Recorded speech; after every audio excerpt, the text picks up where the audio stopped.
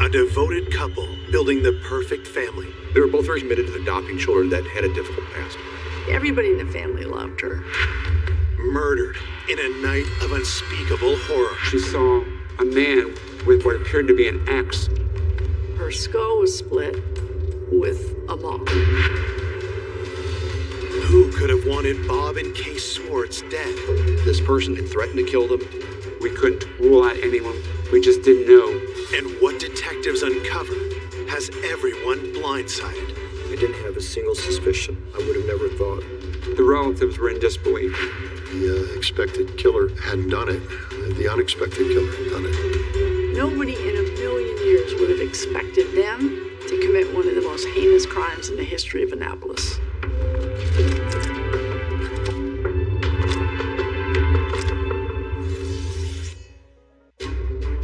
On a cold winter morning in 1984, Colorado County Police. police in Cape St. Clair, Maryland, receive an eerie call. Okay,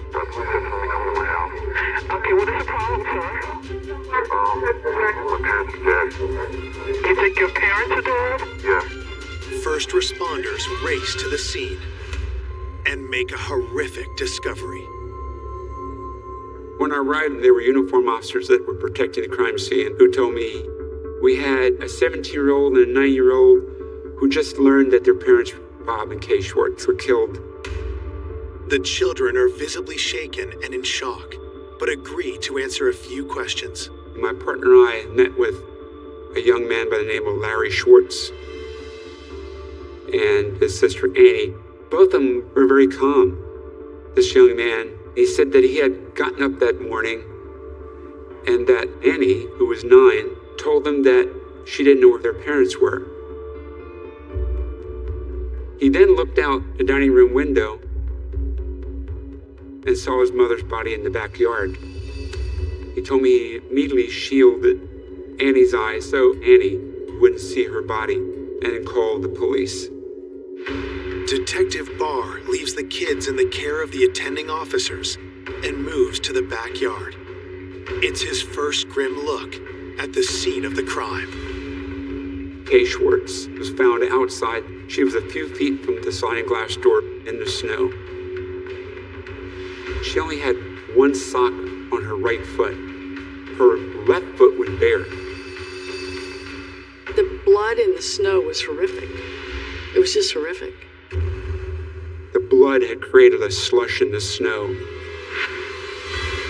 Kay Swartz had puncture wounds around her neck, and she had a massive wound to the top of her skull.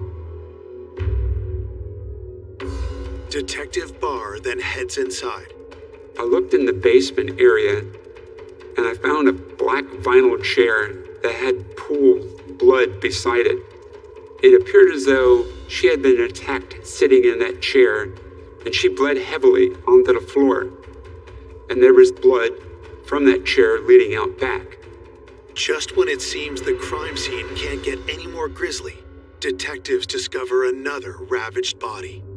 We found a small office adjacent to the landing of the stairs.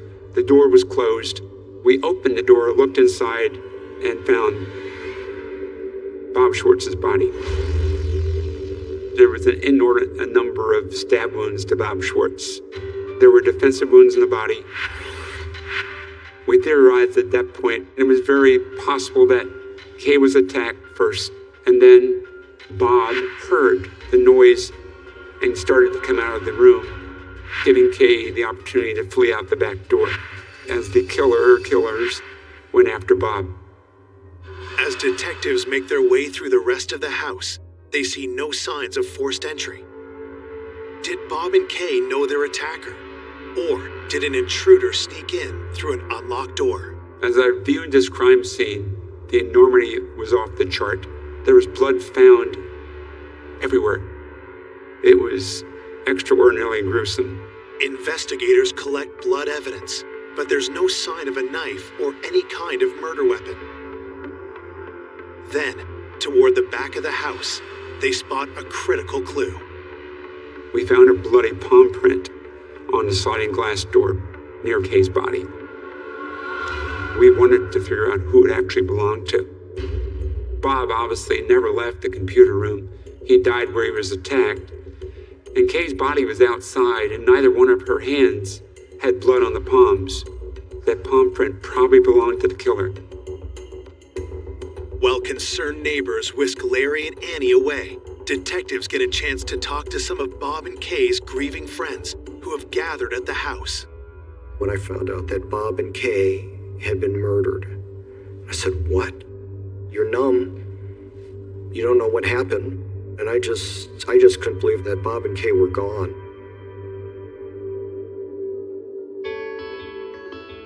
Bob and Kay Swartz met at the University of Maryland outside Washington, D.C. They were both getting their master's degree in education.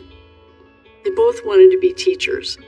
He was 35, she was 27.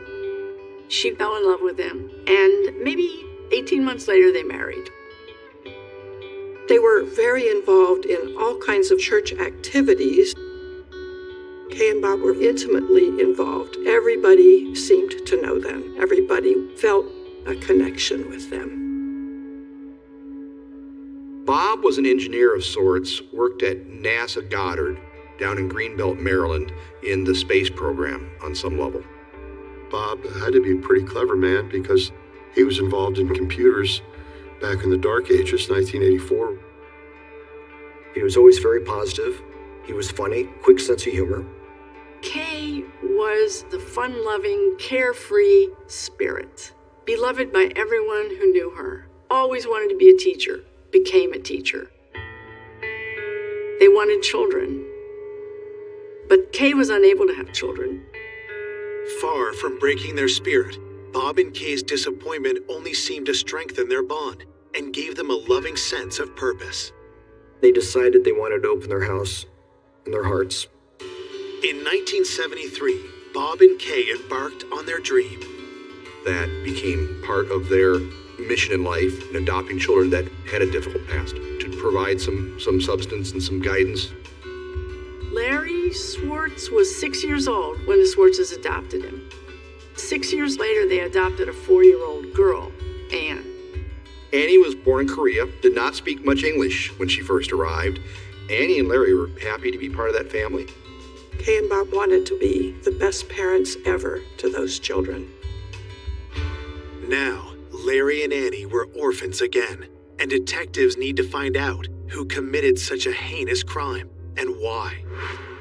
Police begin by talking to neighbors, hoping to find a witness who might lead them to the killer. We were alerted by a person approximately a block away on a parallel street that he had found what appeared to be a blood trail leading into the woods at the end of that street. And as we followed that trail, we found what appeared to be a barefoot footprint and a socked footprint. Were these Kay's footprints? If so, how did they end up in the woods when her body was found in the backyard? We also found a pair of footprints made by shoes. Footprints suggesting a chase through the neighborhood. The trail of footprints ran for quite a distance through the woods and the neighborhood. The footprints seemed to suggest that after stabbing Bob to death, the murderer went after Kay one last time. In my opinion, it appeared as though Kay Swartz was fleeing from her killer, and at some point, a person caught up with her and then walked her to the back of the home where she was killed. At the end of the trail, detectives make one more pivotal discovery. Searching through the woods, my sergeant found what appeared to be a murder weapon. It was a wood-splitting maul. There appeared to be blood on the maul, along with hair. But the handle appeared to have been wiped clean. There wasn't any blood on the handle at all. Detectives send the maul to the lab, but find no trace of a knife anywhere. It's a puzzling scene that offers them few clues.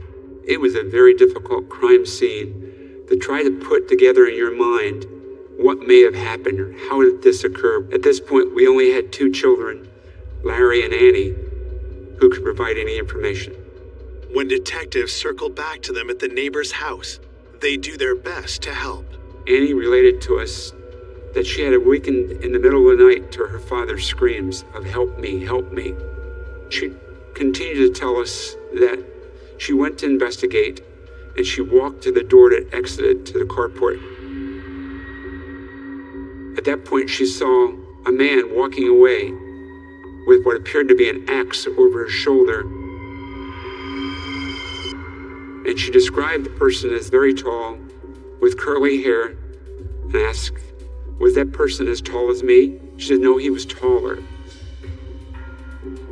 Detectives speak to Larry next, but suddenly the 17-year-old seems nervous. Does he know something about the man Annie saw in the yard?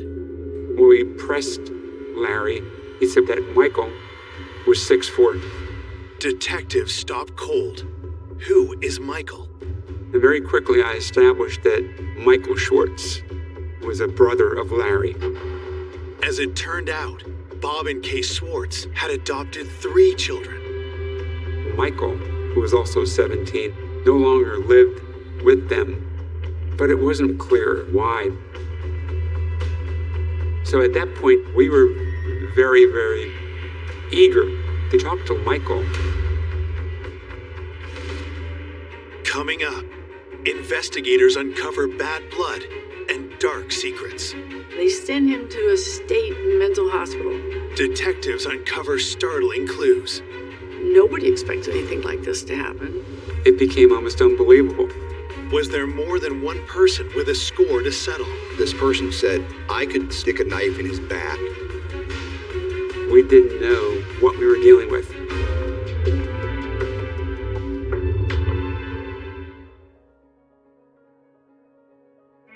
When they appear to have no suspects in the homicides of Bob and Kay Schwartz, police learn the couple's adopted children have an estranged brother.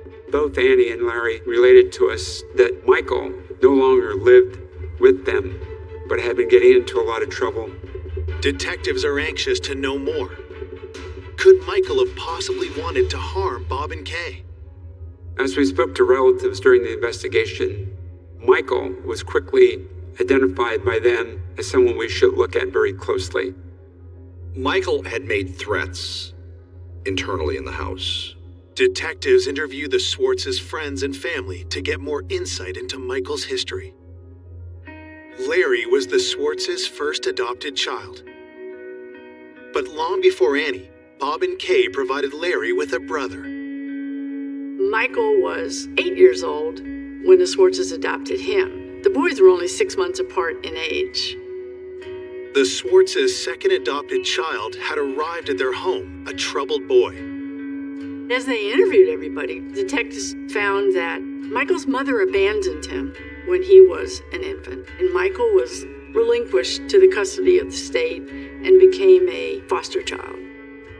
He went through a series of 6 foster homes before the Schwartzes adopted him. Bob and Kay were determined to turn Michael's life around, but the boy's difficult past wasn't easy to shake, and the problem started almost immediately. Michael was so antisocial in his approach to life. Michael was having behavioral issues at home, not obeying his parents on a consistent basis, smarting back, profanity. As the boys grew older, Michael continued to struggle. But that didn't stop Bob and Kay from having high hopes for both their children. I think Bob and Kay expected Larry and Michael to apply themselves very diligently to their studies and to do well. I think that Larry had a desire to please people. He had kind of a soft-spoken shyness to him. He seemed to want to engage with people. But I think Michael was a challenge from the get-go. I think Michael, he had some deviancies that probably would have precluded anybody from having any type of relationship with him on any level. 2 years after Michael was adopted, Bob and Kay found a new ray of hope when they adopted Annie. Annie was cute as a button when she arrived. Everybody loved her. Bob adored Anne. Annie became the apple of her father's eye, and suddenly Annie, the baby, became the favorite child. Everybody in the family loved her. The more attention Bob gave Annie, the harder he was on his 2 boys. Larry seemed to be able to turn the other cheek, but not Michael. Michael had been getting into trouble more increasingly over the last year or so. Michael began to have problems of a fairly serious nature. Tension between he and his father, tension between he and the other family members. By 1980, Michael's rebellious nature pushed his parents to their breaking point. One night, Michael asked to go out, and they said no. So he sneaked out. Went out with his buddies. When he came back home at about midnight, he pounds on the door. His mother comes to the door, looks at him and says, "No, we're not letting you in." He goes over to a neighbor's house, spends the night, goes to school the next day on his own. And while he's there, his parents had called social services, said we can't handle him anymore. After 5 years of struggling with Michael, Bob and Kay were so concerned about his volatile behavior that they asked the state to place him with another family. He never lived at home again. It was just a very difficult situation. Bob and Kay loved him, but they felt there was nothing they could do for him. While Bob and Kay tried to stay focused on Larry and Annie, Michael's state of mind seemed to deteriorate. Michael had been in a reform school and he got in a fight and got in some trouble, so they sent him to a state mental hospital for evaluation. And that was just a few weeks before the murders. He was staying at this facility. The Crownsville State Hospital Center was terrifying. Faceless, institutional, decrepit buildings. Straight out of a Stephen King nightmare. Had Bob and Kay's rejection led Michael Swartz to commit a cold-blooded murder? Detective Barr and his partner decide to make the short drive to Crownsville and ask Michael for themselves. He was interrogated by these talented homicide detectives. Michael's denying. Michael's words say one thing, but to the detectives, his appearance tells a different story. They did notice it. Michael had very noticeable marks on his long neck, and he clearly had an injury of some kind there. But he said they were hickeys. Detectives keep pushing, but Michael is adamant that he was at the hospital on the night of the murders, and the hospital records back up his claims. We learned from the staff that their logs indicated that Michael had been there all evening. He has what appears to be an ironclad alibi. I mean, he is in a locked ward in a state mental hospital. The police weren't so sure. A lot of people weren't so sure. It was very lax at this Crownsville State facility. It's not a prison. It's just a hospital. Detectives aren't completely convinced of Michael's alibi, but they don't have enough to arrest him either. And soon after that interview, Michael Swartz lawyers up. Of course, I finally got to him. I did what all defense lawyers do, which is to say, don't say a word to anybody about anything. He was never interrogated again.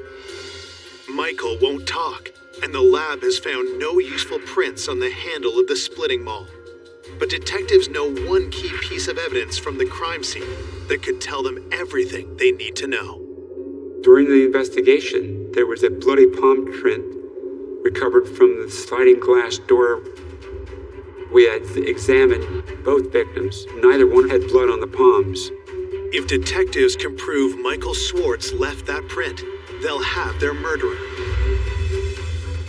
But that's easier said than done. This evidence was difficult to analyze. We were very limited in 1984 with what we could do. This would involve the evidence being sent to the FBI laboratory in Washington.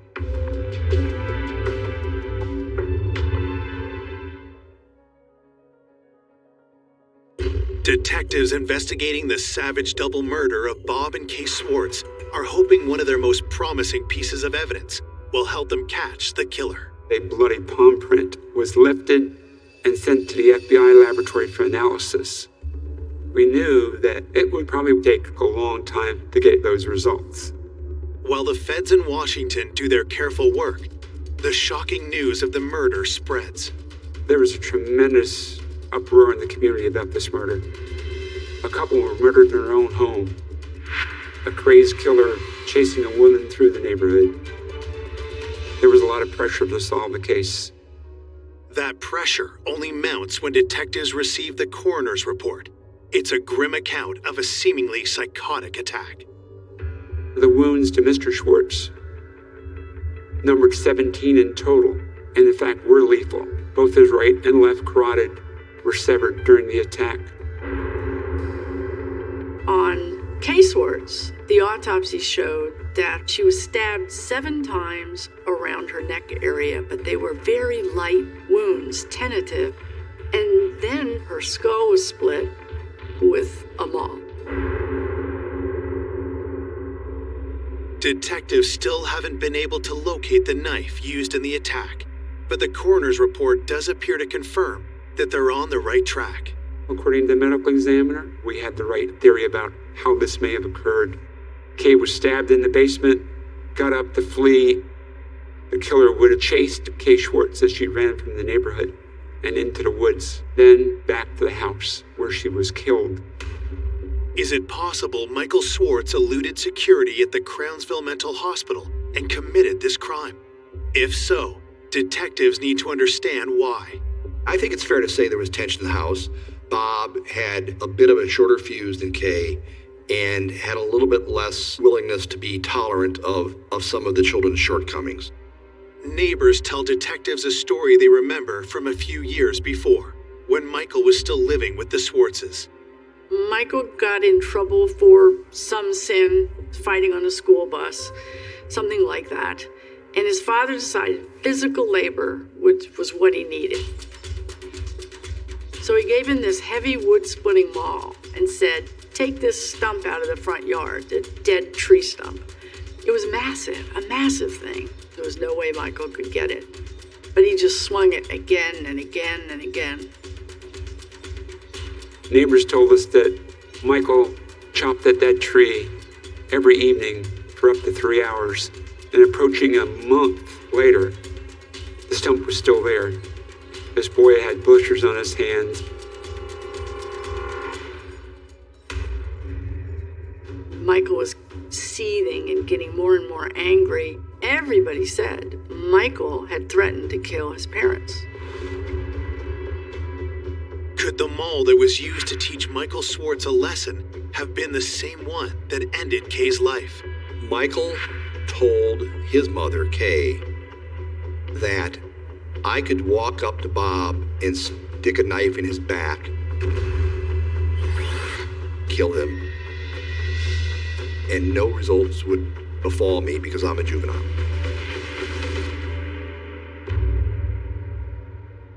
The logical assumption on all of our parts was Michael had made good on his threat. He had said he would do it, and now he's done it.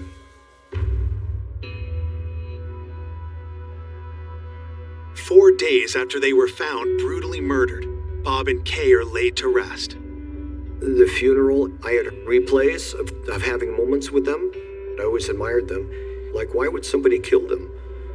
The couple's obedient children, Larry and Annie Schwartz, have been staying with friends of the family, while their brother still resides at Crownsville.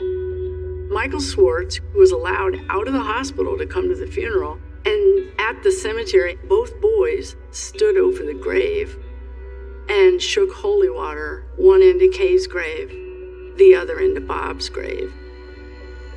Off to one side, the 2 detectives on the case stood in their suits with their sunglasses in the cemetery. Everyone gathered around, gave them their support. But most people believed it was Michael who had done it. Many note the suspicious red marks still visible on Michael's neck. Talk spreads through the community.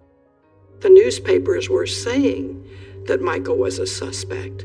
But even though he was in Crownsville at the time, there was some question about the accountability there, and maybe he could have gotten away and done it. With lingering concerns over Michael's alibi and the security at Crownsville, detectives decide there's only one way to find the truth, once and for all. Wanting to make sure that we had crossed every T and dotted every I, my partner and I decided that we were going to follow up and visit that mental hospital again. We wanted to make sure that it was impossible that Michael would never have been able to leave undetected. So we asked the staff to lock us in the ward where Michael was committed. If Michael could have gotten out of that, there was a chance Michael had done it.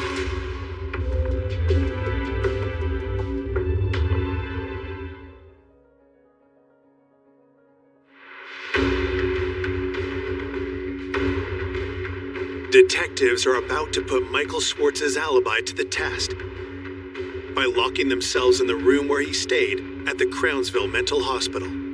If he had killed his parents, Michael would have had to leave undetected, return, and get back in without someone discovering that. And we went through every door and every window, and there was no possible way we could have gotten out of that without help. So it was very convincing to us that Michael was not at the scene of the murder. Michael's been eliminated as a suspect.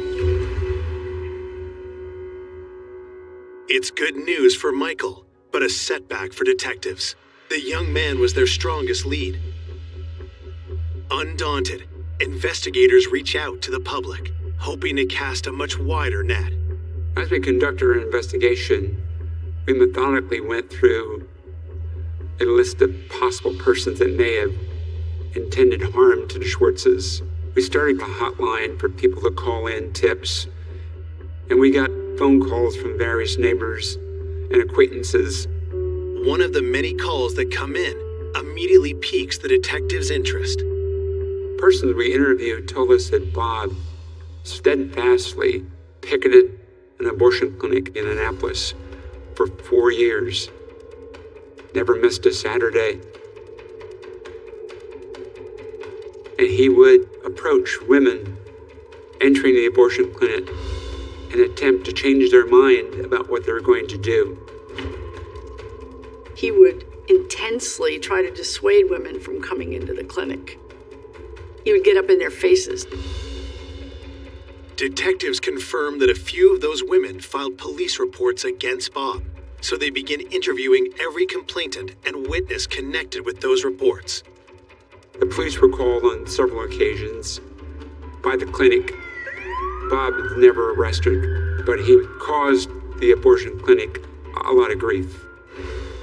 Could the killer be someone Bob confronted, or someone with a grudge against Kay? Kay was a school teacher at Broadneck High School. In her classroom, she was known for laissez-faire, not a strict disciplinarian. According to witnesses, Kay was well liked in school. She was an easygoing teacher. Detectives pursue every credible tip that comes in.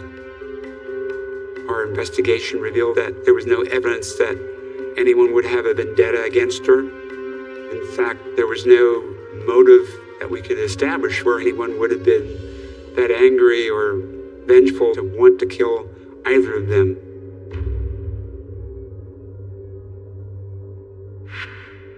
"8 days after the brutal double murder, investigators have hit a wall. With no fingerprints on the splitting mall and their single most promising piece of evidence still under analysis, detectives are all out of options. Undaunted, they decide to start fresh, poring over every piece of evidence they do have, starting at the very beginning. Colorado County Police. Okay, what is the problem, sir? My parents are dead. You think your parents are dead? Yes. This time, investigators hone in on something they didn't notice before. When I listened to the 911 call, Larry Schwartz said, "My parents are dead." My parents are However, he told the first police officer on the scene that he hadn't gone downstairs. His father was in the basement. At that point, he was only known that his mother was dead, not his father. So there's an inconsistency there. It didn't make sense. The discovery leads Detective Barr to take a harder look at Larry's version of events, and he finds several contradictions. For example, Larry telling us that he saw his mother's body from the window, yet I looked out the dining room window and couldn't see her body. I thought perhaps he was confused and meant to say the kitchen window, which turned out to be even worse. I climbed on the kitchen counter and looked out the window and still couldn't see her body. Detective Barr had chalked it up to the extreme shock the boy had suffered that morning. Larry's demeanor wasn't unusual at the time. Various people react differently under stress. He could have very well been in shock, repressing his feelings. I didn't know. Barr wants to give Larry a chance to clear up his story, but that isn't going to happen. Larry had gotten an attorney. The attorney had advised him not to talk to us.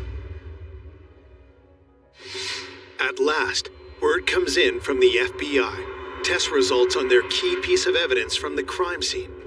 The bloody palm print on the sliding glass door. The one detectives believed was made by the killer. It came back.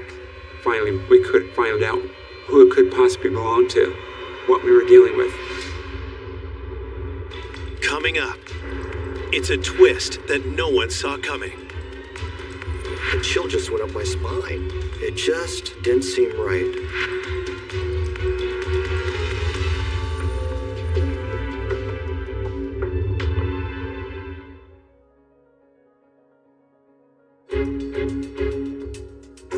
Detectives working to catch Bob and Kay Schwartz's killer finally had the results of their key piece of crime scene evidence from the FBI's forensic lab in Washington, D.C.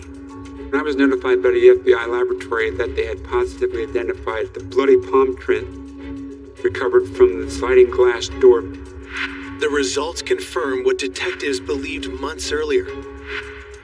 The palm print belongs to one of Bob and Kay's own children, but not the child they suspected. It came back belonging to Larry Schwartz.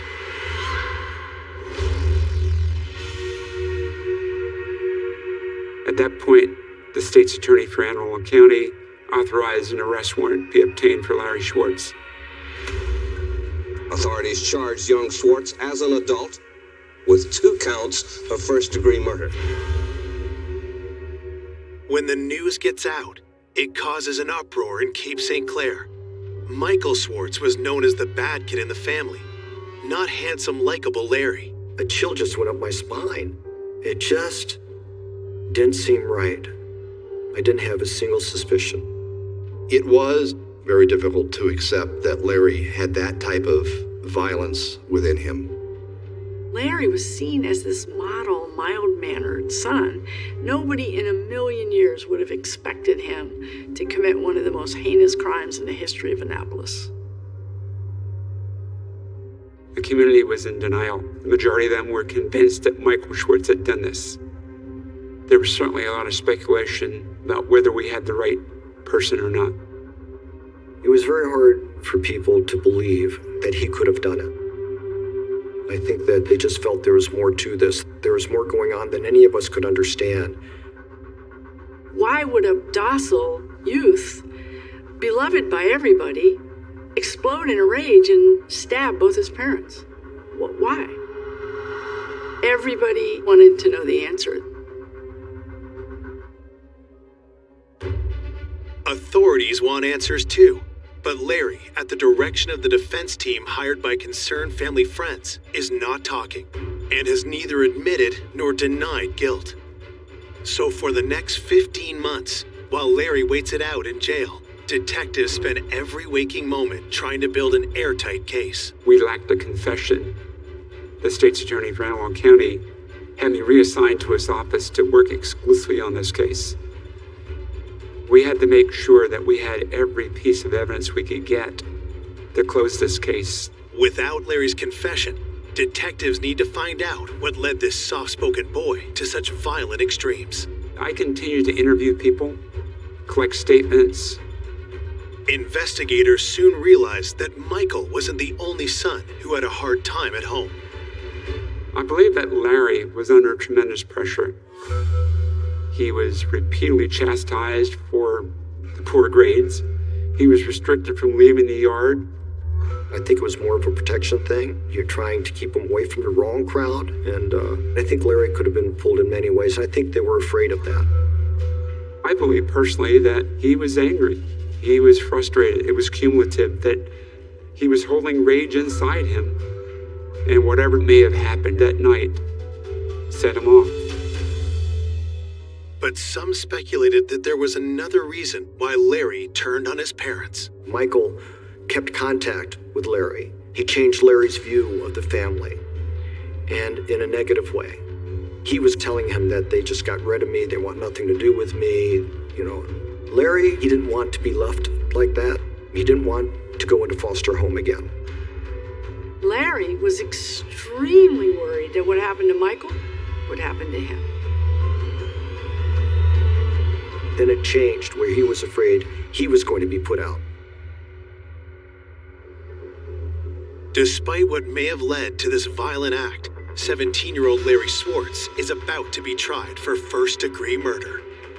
15 months after the crimes, the prosecutor had witnesses ready to line up, psychiatric witnesses who said Larry was sane, and he knew what he was doing, and he actually planned it. And they had a case to present that showed premeditated, cold-blooded murder. Larry Swartz looked unconcerned as he arrived this morning from the county jail where he had spent the last 15 months. More than 60 witnesses have been subpoenaed to testify at Larry Swartz's trial, which is expected to last 2 weeks. I was at the courthouse expecting a trial. There was no trial. Nobody expected anything like this to happen. It was shocking.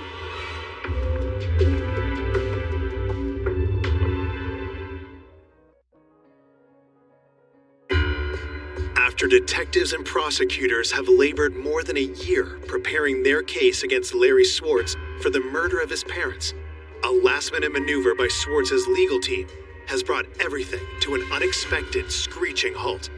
The trial is called off. Larry had confessed to his attorneys. He broke down. He broke down sobbing and heaving, and he said he did it, he was guilty, and he just killed them. Finally, authorities have their confession, leaving behind any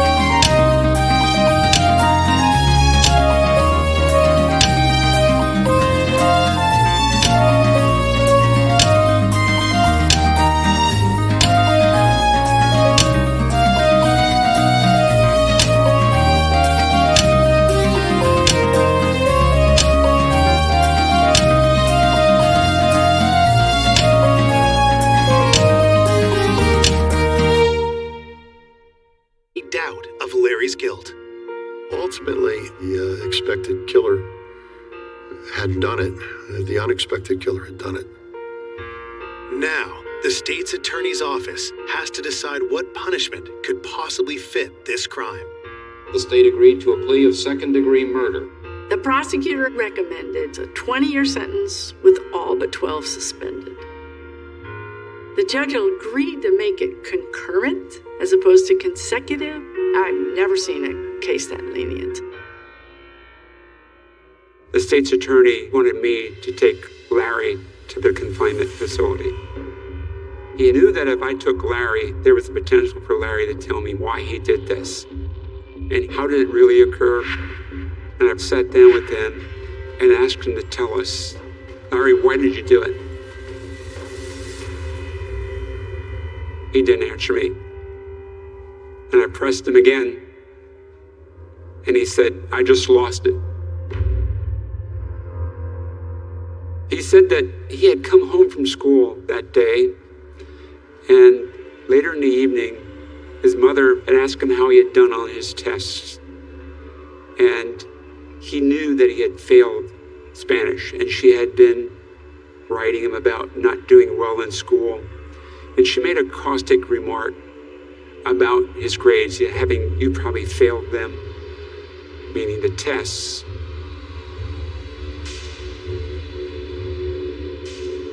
So he took a knife and he stabbed her repeatedly about the neck.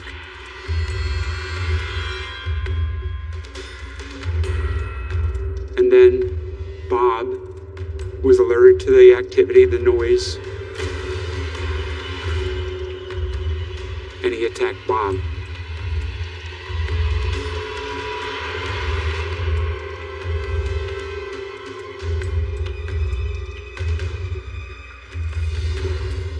Larry never did explain or admit to chasing Kay through the neighborhood. I found out during the autopsy that she'd been stabbed through her esophagus, so perhaps she couldn't scream.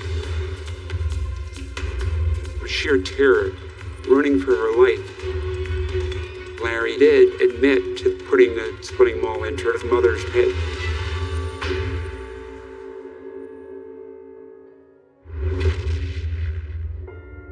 After committing such a violent act, Larry knew there was only one way to cast off suspicion. I want to tell you, We came to the realization that throughout the interview with Larry, he was trying to steer our investigation. He force-fed us information about Michael. The whole time that his brother Michael was a suspect in the killings, Larry played the victim card. When we were here for the funeral, Larry wanted to hang out with us, essentially, which we were perfectly prepared to do, not believing for a minute that he was involved. We viewed him as a victim, a kid who didn't have any parents at this point in time. It's, to this day, hard to fathom. Though Larry's adoptive brother Michael had been exonerated, he nonetheless met with a tragic end. When it turned out that he didn't commit the murders, he had nowhere to go. His parents are dead. His brother's in prison. His sister's been adopted by another family, and he has no one in the world. He starts doing drugs. And while he's taking drugs, he and his buddies go rob a man, and in the course of robbing the man, they stabbed him to death. Michael is sentenced to prison for life. None of the leniency his brother got. Life. He's now in his 50s, still in prison in the state of Maryland, 35 years later. This just had to be one of the worst lose-lose destructive situations that society can see happen.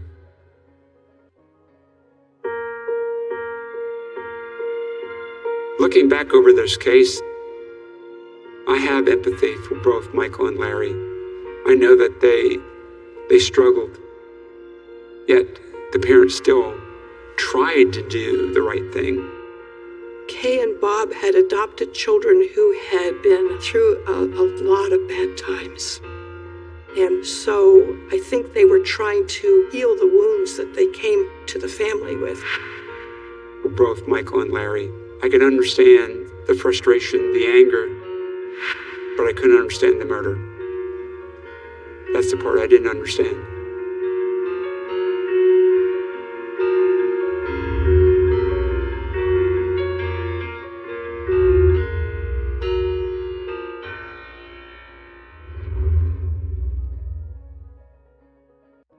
For more information on an unexpected killer, go to oxygen.com.